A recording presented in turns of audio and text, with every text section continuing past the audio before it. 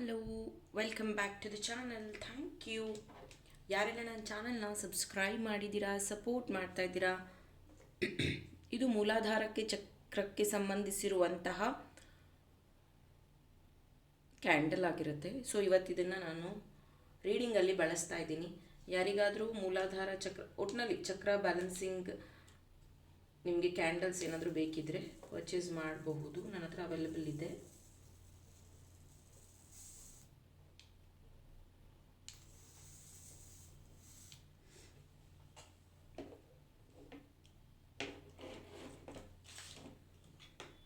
ಅವರ ಸ್ಪ್ರೇ ಬೇಕಾದರೆ ಪರ್ಚೇಸ್ ಮಾಡ್ಬೋದು. ಯಾಕಂದರೆ ಅಮಾವಾಸ್ಯೆ ಹುಣ್ಣಿಮೆಗಳಲ್ಲಿ ಸಾಕಷ್ಟು ನೆಗೆಟಿವ್ ಎನರ್ಜಿ ನಿಮ್ಮ ಸುತ್ತ ಇರುತ್ತೆ. ಆವಾಗವಾಗ ನೀವು ಅವರ ಕ್ಲೆನ್ಸ್ ಮಾಡ್ಕೊಳ್ಳೋದ್ರಿಂದ ಅದು ನಿಮ್ಮಿಂದ ದೂರ ಆಗುತ್ತೆ. ಪೈರೈಟ್ ಸ್ಟೋನ್ ಬಗ್ಗೆ ಎಲ್ಲರೂ ಕೇಳ್ತಾ ಇದ್ದೀರಾ. ಈ ಸ್ಟೋನೇ 3600 ಆಗುತ್ತೆ. ಅದಕ್ಕಿಂತ ಕಮ್ಮಿ ಪ್ರೈಸ್ದು ಜಿದು ಇಲ್ಲ. ಇದು ಪೆರು ದೇಶದಿಂದ ಬಂದಿರುವಂಥದ್ದು. It's not Indian pyrite. Already ಹೇಳಿದ್ದೀನಿ ನಾನಿದು ಗ್ಯಾಲಕ್ಸಿ ಕಟ್ ಅಂತ. ಸೊ ಅದಕ್ಕೇ ಇದು ಪ್ರೈಸ್ ಜಾಸ್ತಿ. ಮತ್ತು ಇಂಡಿಯನ್ ಪೈರೈಟು ಈ ರೀತಿ ಶೈನ್ ಆಗೋದಿಲ್ಲ. ಇವತ್ತಿನ ಟಾಪಿಕ್ ನಿಮ್ಮ person real true deep feelings ಏನಿದೆ, ಪ್ರೀತಿಯಲ್ಲಿ ಏನು ನಡೀತಿದೆ, ಯಾವ ನಿರ್ಧಾರಗಳನ್ನು ತಗೋತಾರೆ, ವಾಟ್ ನೆಕ್ಸ್ಟ್ ಅನ್ನುವಂಥದ್ದು. ನಿಮ್ಮ ಪ್ರೀತಿಯಲ್ಲಿ ಕನ್ಫ್ಯೂಷನ್ಸ್ ಇದ್ದರೆ ವಾಟ್ಸಪ್ ನಂಬರ್ಗೆ ಮೆಸೇಜ್ ಮಾಡಿ ಪೇಯ್ಡ್ ರೀಡಿಂಗ್ಸ್ ಅಂದರೆ ಹಣ ಪಾವತಿ ಮಾಡಿ ನಿಮ್ಮ ಪೇಯ್ಡ್ ರೀಡಿಂಗ್ಸ್ನ ತಗೋಬಹುದು. ಈ ಒಂದು ರೀಡಿಂಗ್ನ ನೀವು ನೋಡುವಾಗ ನಿಮ್ಮ ಪರ್ಸನ್ ಬಗ್ಗೆ ಯೋಚನೆ ಮಾಡ್ತೀರಿ. ಅವರ ಹೆಸರನ್ನು 3 ಟೈಮ್ಸ್ ಹೇಳ್ಕೊಳ್ಳಿ, ಅಥವಾ ಅವ್ರ ಫೋಟೋನ ನೀವು ನೆನಪಿಸ್ಕೊಂಡಾದರೂ ನೋಡ್ಬೋದು. ಪ್ರೆಸೆಂಟ್ಲಿ ಆ ವ್ಯಕ್ತಿಯ ಬಿಹೇವಿಯರ್ ಹೇಗಿದೆ ನೋಡ್ತೀನಿ. ಅದಾದಮೇಲೆ ನಿಮಗೆ ಮ್ಯಾಚ್ ಆಯಿತು ಅಂದರೆ continue watching. 8 of pentacles, magician, okay, justice. ಈ ಒಂದು ವ್ಯಕ್ತಿ ನಿಜವಾಗ್ಲೂ ಕೆರಿಯರಲ್ಲಿ ಏನಂತ ಬ್ಯುಸಿ ಇಲ್ಲ. ಆದರೆ ಅವ್ರು ಹೇಗೆ ತೋರಿಸ್ಕೋತಾ ಇದ್ದಾರೆ ಅಂತಂದರೆ, ನಾನು ಮಾಡ್ತಾ ಇರೋದೆಲ್ಲ ನನ್ನ ಫ್ಯಾಮಿಲಿಗೋಸ್ಕರ, ನಿನಗೋಸ್ಕರ. ಅಥವಾ ಅವರು ಓವರ್ ಟೈಮ್ ಕೆಲಸ ಮಾಡ್ತಾ ಇದ್ದೀನಿ, ಅಥವಾ ನಾನು ಬಿಸ್ನೆಸ್ಸಲ್ಲಿ ಇನ್ವೆಸ್ಟ್ ಮಾಡಿದ್ದೀನಿ, ಇವಾಗ ನನಗೆ ತುಂಬ ತೊಂದರೆಗಳಾಗಿದೆ, ನನಗೆ ಹಣ ಕೈಯಲ್ಲಿ ಉಳಿತಾ ಇಲ್ಲ, ನನಗೆ ಯಾವುದು ಕಾನ್ಸಂಟ್ರೇಷನ್ ಮಾಡೋಕ್ಕಾಗ್ತಿಲ್ಲ, ಈ ಥರ ಆಗಿ ಅವ್ರು ನಿಮ್ಮ ಹತ್ರ ಹೇಳ್ಕೊತಾ ಇರಬಹುದು. ಬಟ್ ಎಲ್ಲೋ ಒಂದು ಕಡೆ ನಿಮ್ಗೆ ಅನ್ನಿಸ್ತಾ ಇರುತ್ತೆ, ನಿಮ್ಮ ಇಂಟ್ಯೂಷನ್ ತುಂಬ ಚೆನ್ನಾಗಿ ವರ್ಕ್ ಆಗುತ್ತೆ. ನಿಮ್ಮ ಇಂಟ್ಯೂಷನ್ ಎಲ್ಲೋ ಒಂದು ಕಡೆ ಹೇಳ್ತಾ ಇದೆ, ಈ ವ್ಯಕ್ತಿ ಜೀವನದಲ್ಲಿ ಯಾರೋ ಒಬ್ಬರು ಬಂದಿದ್ದಾರೆ, ಅಥವಾ ಯಾರೋ ಒಬ್ಬರು ಇವರಿಗೆ ಗೈಡ್ ಮಾಡ್ತಿದ್ದಾರೆ. ಅದಕ್ಕೇ ಈ ವ್ಯಕ್ತಿ ನನ್ನ ಕಡೆಗೆ ಅಷ್ಟಾಗಿ ಗಮನ ಕೊಡ್ತಾ ಇಲ್ಲ, ಈ ವ್ಯಕ್ತಿ ಸಂಪೂರ್ಣವಾಗಿ ಬದಲಾಗ್ತಿದ್ದಾರೆ ಅನ್ನೋವಂಥ ಇಂಟ್ಯೂಷನ್ ನಿಮಗೆಲ್ಲೋ ಒಂದು ಕಡೆ ಬರ್ತಾ ಇದೆ. ಈ ಜಸ್ಟಿಸ್ ಕಾರ್ಡ್ ಏನು ಹೇಳುತ್ತೆ ಅಂದರೆ, ನಿಮ್ಮ ಮತ್ತು ಅವರ ಮಧ್ಯೆ ಇರುವ ಪ್ರೀತಿ ನಿಜಾನ ಸುಳ್ಳ. ಕೆಲವೊಂದು ಸತಿ ನಿಮ್ಗೆ ಹೆಂಗೆ ಅನಿಸುತ್ತೆ ಅಂದರೆ, ಇದ್ರ ಬಗ್ಗೆ ನಾನು ಡೈರೆಕ್ಟಾಗಿ ಕೇಳಿಬಿಡ್ಬೇಕು, ಏನಿದೆಯೋ ಅವ್ರ ಹತ್ರ ತಿಳ್ಕೊಬೇಕು, ನಾನು ಯಾಕೆ ಅವ್ರು ನನಗೆ ಕ್ಲಾರಿಟಿ ಕೊಡಲ್ಲ ಅಂತ ನೀವು ತುಂಬ ಸತಿ ಕೋಪ ಮಾಡ್ಕೊಂಡಿದ್ದೆ ಅಂತಿದೆ. ಯಾಕಂದರೆ ನಿಮ್ಮ ಬಗ್ಗೆನೇ ನಿಮಗೊಂದು ಸತಿ ಎಷ್ಟು ಕೋಪ ಬರುತ್ತೆ ಅಂದರೆ, ನಾನೇ ಬದಲಾಗಬೇಕನ್ಸುತ್ತೆ, ನಾನೇ ಎಷ್ಟು ಕೇಳಿದ್ರು ಈ ವ್ಯಕ್ತಿ ಏನು ಹೇಳ್ತಾ ಇಲ್ಲ, ಮೇ ಬಿ ನಾನೇ ಯೋಚನೆ ಸರಿಯಾಗಿ ಮಾಡ್ತಿಲ್ಲ ಅನಿಸುತ್ತೆ. ಈ ಥರ ನೀವು ಯೋಚನೆ ಮಾಡಿದ್ದೆ, ತುಂಬ ಸತಿ ಯೋಚನೆ ಮಾಡಿದ್ದೀರಾ. ಇದು ನಿಮ್ಮ ಪರ್ಸನ್ ಕರೆಂಟ್ ಫೀಲಿಂಗ್ಸ್. ಇದು ಮ್ಯಾಚ್ ಆಯಿತು ಅಂದರೆ continue watching.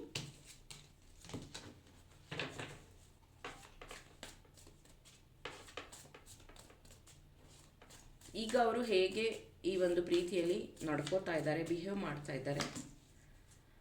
King of wands ಮತ್ತು justice, the pool and king of cups. ಈ ವ್ಯಕ್ತಿ ಪ್ರೀತಿಯಲ್ಲಿ ತುಂಬ ತುಂಬ ತುಂಬ ಖುಷಿಯಾಗಿರುವಂಥ ವ್ಯಕ್ತಿ ನೋಡ್ಬೋದು. ಇಲ್ಲೂ ರೆಡ್ ಶರ್ಟ್, ಇಲ್ಲೂ ರೆಡ್ ಶರ್ಟ್. ಯಾರಿಗಾದರೂ ಟ್ಯಾರೋ ಕಲಿಬೇಕು, ಇದನ್ನೇ ಒಂದು ಪ್ರೊಫೆಷನ್ ಆಗಿ ತೊಗೋಬೇಕು ಅಂತ ನೀವೇನಾದರೂ ಅನ್ಕೋತಾ ಇದ್ದರೆ, ಟ್ಯಾರೋ ರೀಡಿಂಗ್ನ ಜಾಯ್ನ್ ಆಗಿ. ಫೆಬ್ರವರಿ 1 ಫಸ್ಟ್ ಬ್ಯಾಚ್ ಶುರು ಮಾಡ್ತಾ ಇದ್ದೀನಿ. ಬೇಸಿಕ್ ಟ್ಯಾರೋ ರೀಡಿಂಗ್ 10,000 ಆಗಿರುತ್ತೆ. ಲರ್ನ್ ಮಾಡಿ ಇದನ್ನು ನೀವು ಪ್ರೊಫೆಷನ್ ಆಗಿನೂ ತೊಗೋಬಹುದು. ಈ ಒಂದು ಪ್ರೀತಿಯ ವಿಷಯದಲ್ಲಿ ಈ ವ್ಯಕ್ತಿ ಜಡ್ಜ್ಮೆಂಟಲ್ ಆಗೇನೋ ಇದ್ದಾರೆ. ಅಂದರೆ ನಿಮ್ಮನ್ನು ಪ್ರೀತಿ ಮಾಡ್ತೀಯಾ ಅಂತ ಕೇಳುವಾಗ ನೀವು ಆ ವ್ಯಕ್ತಿ 50-50 ರೀತಿಯಲ್ಲಿ ಆನ್ಸರ್ ಮಾಡ್ತಾರೆ. ಅಂದರೆ ನಿನಗೆ ಗೊತ್ತಲ್ವಾ, ನಾನು ನಿನ್ನ ಎಷ್ಟು ಪ್ರೀತಿ ಮಾಡ್ತಾ ಇದ್ದೀನಿ, ನಿಂಗೆ ಗೊತ್ತಲ್ವಾ, ನೀನು ಯಾಕೆ ನೆಗೆಟಿವ್ ಯೋಚನೆ ಮಾಡ್ತೀಯಾ. ಆ್ಯಂಡ್ ಫೈರ್ ಎನರ್ಜೀಸ್ ಇಲ್ಲಿ ಏನು ಹೇಳುತ್ತೆ ಅಂತಂದರೆ, ಆ ವ್ಯಕ್ತಿಯ ಕೋಪ, ಆ ವ್ಯಕ್ತಿಯ ಬಿಹೇವಿಯರ್ ಹೆಂಗಿರುತ್ತೆ ಅಂತಂದರೆ, ನಿಮ್ಗೆ ಅನ್ನಿಸ್ತಾ ಇರುತ್ತೆ ಇದನ್ನೆಲ್ಲ ಸ್ಟಾಪ್ ಮಾಡಬೇಕು, ಮತ್ತು ನಾನು ಹೊಸ ಜೀವನವನ್ನು ಶುರು ಮಾಡಬೇಕು. ಈ ವ್ಯಕ್ತಿ ಯಾಕೆ ನನ್ನ ಜೀವನದಲ್ಲಿ ಕೆಲವೊಂದು ಸತಿ ಏನೂ ಗೊತ್ತೇ ಇಲ್ಲ ಅನ್ನೋ ಥರ ಬಿಹೇವ್ ಮಾಡ್ತಾರೆ. ಅವ್ರು ಹೇಗೆ ಒಂದು ಬಿಹೇವಿಯರ್ ಹೆಂಗಿರುತ್ತೆ ಅಂತಂದರೆ, ನೀನು ಬಿಟ್ಟರೆ ನಾನು ಸತ್ತೋಗ್ಬಿಡ್ತೀನಿ, ನೀನಿಲ್ಲ ಅಂದರೆ ಜೀವನನೇ ಇಲ್ಲ, you are the one, I believe you so much, ನೀನು ನನ್ನ ಜೀವನದಲ್ಲಿ ಇರಲೇಬೇಕು, ನಿನಗೋಸ್ಕರನೇ ನಾನು ಇದೆಲ್ಲ ಮಾಡ್ತಾ ಇರೋದು, ಆ ಥರ ಹೇಳ್ತಾರೆ. ಅದೇ ನೀವು ಒಂದೊಂದು ಸತಿ ಜಗಳ ಮಾಡಿ ನಾನು ಬಿಟ್ಟು ಹೋಗ್ಬಿಡ್ತೀನಿ, ನಾನು ಇರೋದಿಲ್ಲ, ನನಗಿದು ಇಷ್ಟ ಇಲ್ಲ ಅಂದವಾಗ ಅವ್ರು ಏನಂತಾರೆ ಗೊತ್ತಾ, ನಿನ್ನಿಷ್ಟ, ನೀನೇನಾದರೂ ಮಾಡ್ಕೊ, ನಾನು ನಿನ್ನ ತಡೆಯೋದಿಲ್ಲ. ಮತ್ತೆ ಆ ವ್ಯಕ್ತಿ ಈ ಅಡ್ಡಗೋಡೆ ಮೇಲೆ ದೀಪ ಇಡೋದು ಅಂತಾರಲ್ಲ ಆ ರೀತಿ. ಇದು ಜಡ್ಜ್ಮೆಂಟಲ್ ಕಾರ್ಡಲ್ಲಿ ಇದು ಸೋಡ್ ಥರ ಇದೆ ಆ್ಯಕ್ಚುಲಿ. ಇದು ಹೆಂಗೆ ಅಂದರೆ ನಿಮಗೆ ಅನ್ನಿಸ್ತಾ ಇರುತ್ತೆ ಒಂದು ಸತಿ ನನ್ನ ಮಾತಿಂದನೇ ನಾನೇ ಏನಾದರೂ ಗುಂಡಿ ತೊಡ್ಕೋತಾ ಇದ್ದೀನಿ. ಯಾಕಂದರೆ ಈ ವ್ಯಕ್ತಿ ತುಂಬ ಇಂಟೆಲಿಜೆಂಟ್, ತುಂಬ ಸೇಫಾಗಿ ಈ ಒಂದು ಪ್ರೀತಿಯಲ್ಲಿ ಈ ಒಂದು ವ್ಯಕ್ತಿ ಬಿಹೇವ್ ಮಾಡ್ತಾ ಇರೋದು. ಇದಕ್ಕೆ ಯೂನಿವರ್ಸ್ ಗೈಡೆನ್ಸ್ ಏನು ಬರುತ್ತೆ ನೋಡೋಣ.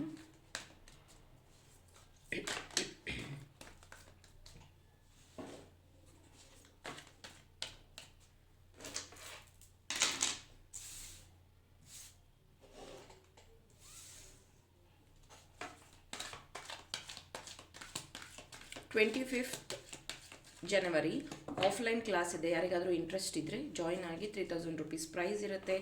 ಬೆಳಗ್ಗೆ 10 ಗಂಟೆಯಿಂದ ಸಂಜೆ 5 ಗಂಟೆವರೆಗೂ ಇರುತ್ತೆ. ಲಂಚ್, ಕಾಫಿ, ಟೀ, ಸ್ನ್ಯಾಕ್ಸ್ ಎಲ್ಲ ಅರೇಂಜ್ ಮಾಡಿರ್ತೀವಿ. ರಿಟರ್ನ್ ಗಿಫ್ಟ್ ಕೊಡ್ತೀವಿ. ಹಾಗೆಯೇ ಬಗಲಾಮುಖಿ ದೇವಿಯ ಪೂಜೆ ಮಾಡಿರುವಂತಹ ಪ್ರಸಾದ ಸಹ ಸಿಗುತ್ತೆ ನೀವು ಅಲ್ಲಿಗೆ ಬಂದರೆ. ಯೂನಿವರ್ಸ್ ಮೆಸೇಜ್ ಈ ಪ್ರೀತಿಯಲ್ಲಿ ಕ್ವೀನ್ ಆಫ್ ಪೆಂಟಿಕಲ್ಸ್, ಇಲ್ಲಿ ನೈಟ್, ಓಕೆ, ಕಿಂಗ್ ಇದೆ, ಓಕೆ. ದ ಮ್ಯಾಜಿಷಿಯನ್ ಮುಂಚೆನೂ ಬಂದಿತ್ತು, ಈಗಲೂ ಬಂದಿದೆ. 8 ಆಫ್ ವಾಂಡ್ಸ್, ಮತ್ತು ನೋಡಿ ಕ್ವೀನ್ ಆಫ್ ಕಪ್ಸ್, ಇಲ್ಲೂ ಕ್ವೀನ್, ಇಲ್ಲೂ ಕ್ವೀನ್. ಸೊ ನೀವು ಒಂಥರ ಮ್ಯಾನಿಫೆಸ್ಟೇಷನ್ ಕ್ವೀನ್ ಅಥವಾ ಕಿಂಗ್ ಅಂತಲೇ ಹೇಳ್ಬೋದು.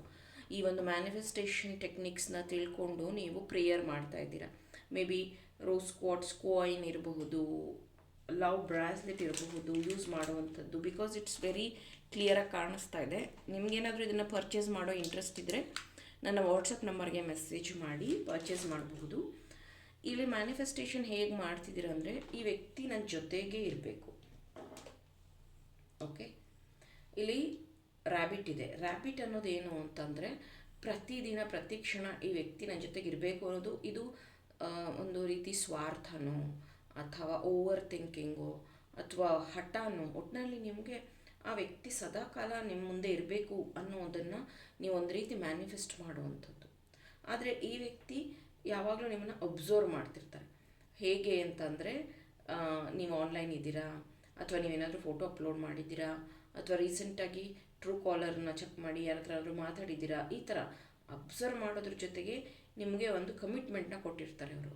ಕಮಿಟ್ಮೆಂಟ್ ಯಾವ ರೀತಿ ಅಂದರೆ, ನನಗೆ ಈ ಮಂತು ಒಂದು 30,000 ಬೇಕು, ಅಥವಾ ನೀನು ಒಂದು 6 ಮಂತ್ ಕೆಲಸಕ್ಕೆ ಹೋಗು, ಆಮೇಲೆ ನಾವಿಬ್ಬರು ಒಂದು ಏನಾದರೂ ಹೊಸ ಬಿಸ್ನೆಸ್ನ ಶುರು ಮಾಡೋಣ.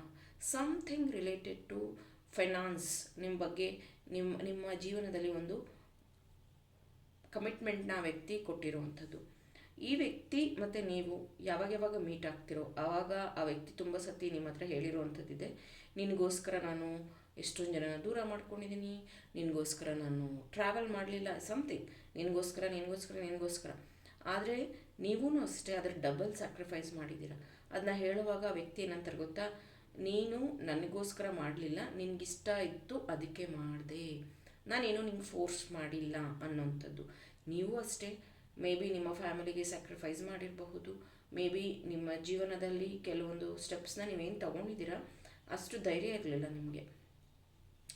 ಬಟ್ ಸ್ಟಿಲ್ ನೀವು ಆ ಒಂದು ವ್ಯಕ್ತಿನ ಎಷ್ಟೋ ಜನಕ್ಕೆ ಪರಿಚಯ ಮಾಡಿಸಿಲ್ಲ. ಆ ವ್ಯಕ್ತಿನ ಪರಿಚಯ ಮಾಡಿಸಿದ್ರೆ ಎಲ್ಲಿ ಇದು ದೊಡ್ಡ ಪರಿಣಾಮ ಬೀರುತ್ತೋ, ನಮ್ಮಿಬ್ಬರ ಮಧ್ಯೆ ಏನು ದೊಡ್ಡ ಗಲಾಟೆ ಆಗುತ್ತೋ ಅನ್ನೋ ವಿಷಯಕ್ಕೆ ಎಷ್ಟೋ ಕಡೆ ನೀವು ಸಿಂಗಲ್ ಅನ್ನೋದನ್ನು ತೋರಿಸ್ಕೊತೀರ, ಎಷ್ಟೋ ಕಡೆ ನೀವು ನಾನು ಖುಷಿಯಾಗಿದ್ದೀನಿ ಅನ್ನೋದನ್ನು ತೋರಿಸ್ಕೊತೀರ. ಎಷ್ಟೋ ಸತಿ ನೀವು ಕೆಲವೊಂದು ಪ್ರಾಬ್ಲಮ್ಸ್ನ ನೀವು ಒಬ್ಬರೇ ಫೇಸ್ ಮಾಡೋವಂಥದ್ದು. ಅವರಿಗೇನಕ್ಕೆ ತೊಂದರೆ ಕೊಡಬೇಕು, ಅವ್ರು ನನ್ನ ಜೊತೆಗಿದ್ದರೆ ಸಾಕು, ಅವರಿಂದನೇ ನಾನು ಖುಷಿಯಾಗಿದ್ದೀನಿ, ಅವರೇ ನನ್ನ ಒಂದು ಜೀವನ ಅನ್ನೋ ರೀತಿಯಲ್ಲಿ ನೀವು ಬಿಹೇವ್ ಮಾಡ್ತಾ ಇರೋವಂಥದ್ದು. ಇದು ಯೂನಿವರ್ಸ್ ಮೆಸೇಜ್ ಆಗಿತ್ತು. ನೆಕ್ಸ್ಟ್ ಬಂದು ವಾಟ್ ಈಸ್ ದ ಗೈಡೆನ್ಸ್.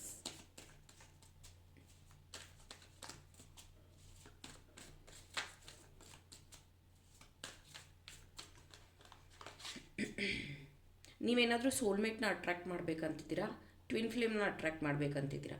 ನೀವು ಸಿಂಗಲ್ಸ್ ಆಗಿರಬಹುದು ಅಥವಾ ಯಾವುದಾದ್ರೂ ಒಂದು ಲವ್ನೇ ಮಾಡ್ತಿರ್ಬೋದು. ಅದು ಟಾಕ್ಸಿಕ್ಕ ಅಥವಾ ಅದೇನಾದರೂ ಕಾರ್ಮಿಕ, ಅದನ್ನು ಫಸ್ಟ್ ತಿಳ್ಕೊಬೇಕು. ಇಲ್ಲ ಅಂದರೆ ಪದೇ ಪದೇ ಪ್ಯಾಟ್ರನ್ ರಿಲೀಸ್ ಆಗ್ತಾನೇ ಇರುತ್ತೆ, ರಿಪೀಟ್ ಆಗ್ತಾನೇ ಇರುತ್ತೆ.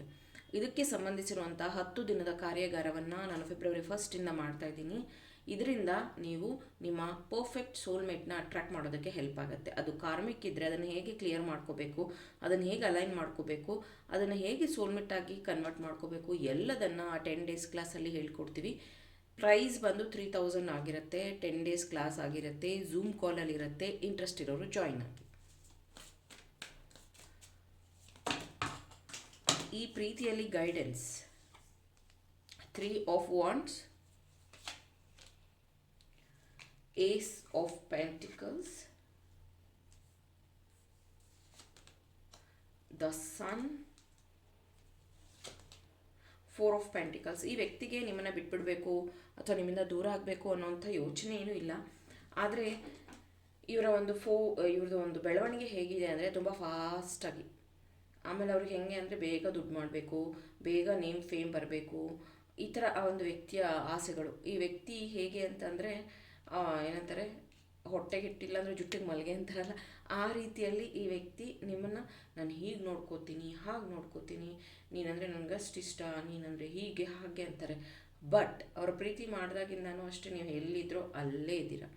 There is nothing improvement. ಆದರೆ ಮುಂದಿನ ದಿನಗಳಲ್ಲಿ ನೀವಿಬ್ಬರೂ ಸೇರಿ ಪ್ಲ್ಯಾನ್ಸ್ನ ಮಾಡಿದ್ದೆ ಆದರೆ, ಹೊಸ ವಿಚಾರಗಳನ್ನು ನೀವು ಕೂತು ಮಾತಾಡಿ ನಿರ್ಧಾರಗಳನ್ನು ತಗೊಂಡಿದ್ದೆ ಆದರೆ ಬಹಳಷ್ಟು ಪಾಸಿಟಿವ್ ಬದಲಾವಣೆಗಳು ಬರುವಂಥ ಚಾನ್ಸಸ್ ಇದೆ.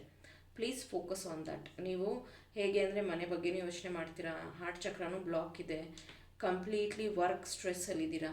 ಇದರ ಮಧ್ಯೆ ನಿಮಗೆ ನಿರ್ಧಾರ ತಗೊಳ್ಳೋದು ಕಷ್ಟ ಆಗಬಹುದು. ವಾಟ್ ರೈಟ್ ವಾಟ್ ರಾಂಗ್ ಅನ್ನೋಂಥ ಕನ್ಫ್ಯೂಷನ್ ಆಗಬಹುದು. Take a time. ಎಲ್ಲದಕ್ಕೂ ಒಳ್ಳೆಯ ಸಮಯದಲ್ಲಿ ನಿರ್ಧಾರ ತಗೊಳ್ಳೋದು ಉತ್ತಮ.